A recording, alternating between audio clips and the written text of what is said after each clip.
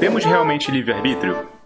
Então, somos determinados ou somos realmente livres? No século XIX, tinha um argumento que convencia muita gente, dos cientistas aos literatos. A natureza se comporta de modo determinista, ou seja, nós sabemos como a natureza se comportará caso saibamos as variáveis que estão envolvidas nesse comportamento. É por isso que a gente consegue prever um eclipse solar com bastante segurança daqui a 5 anos. É só saber as leis gravitacionais, as massas envolvidas, as variáveis envolvidas, a gente prevê o eclipse porque o eclipse não escolhe acontecer, ele acontece. Ora, se toda a natureza é determinista ou se comporta de modo determinista e o homem faz parte dessa mesma natureza, logo o homem deverá se comportar de modo determinista. Esse é um argumento bastante claro, bastante sucinto e bastante aceito no século XIX. Então parece que, quando a gente fala que não, mas eu tenho razão. A razão, então, se ela é natural, ela deveria se comportar de modo natural. E se comportar de modo natural, se comportar de modo determinista. Tem saída para esse argumento?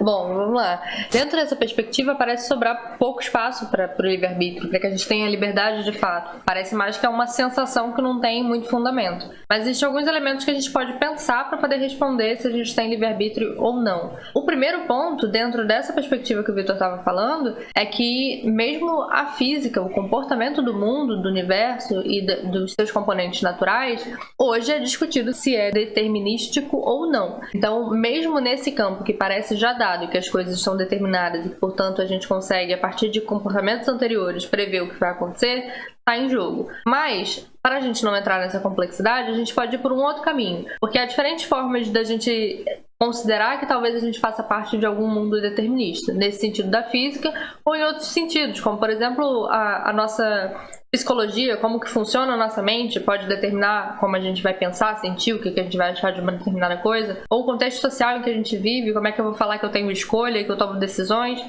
eu não escolho onde eu nasço, em que condição eu nasço, em que família eu nasço, e tudo isso vai determinar uma série de condições que eu vou viver. Então há diferentes tipos de determinismo. Um dos caminhos para a gente pensar se a gente tem determinismo ou não é da seguinte forma. Parece que quando a gente fala de determinismo, seja ele social, psicológico ou físico, parece que conflita a ideia de que a gente está determinado a fazer uma determinada... A gente está determinado a fazer uma determinada coisa, é ótimo, né? A gente está determinado a fazer uma coisa e a gente tem escolha, a nossa racionalidade permite ter escolha. Por que isso parece conflitante? Porque parece que para eu dizer que eu escolhi uma determinada coisa, que eu escolhi pegar essa caneca, parece que eu deveria poder não escolher. Então, para eu dizer que é uma escolha minha, de fato, com autonomia, pegar essa caneca, eu preciso dizer que eu poderia fazer de um modo diferente. Porque se eu só podia fazer de um único modo, ou seja, se estava determinado que eu só tenho uma única opção, então parece que não é bem uma escolha, é só um resultado de uma coisa que estava prevista.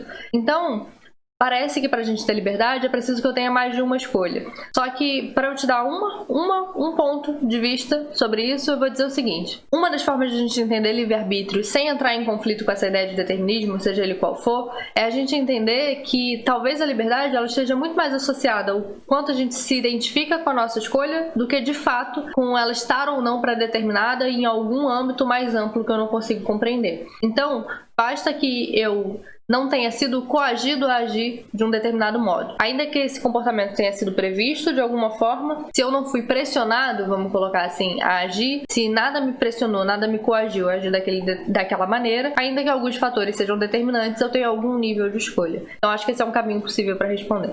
Se você quiser a minha opinião, eu não sei responder de verdade em termos filosóficos não, Thalita, mas eu prefiro partir do pressuposto, por mais que não seja completamente fundado, que nós sim temos livre-arbítrio, porque admitir o contrário seria desastroso, em termos sociais, jurídicos e tudo mais.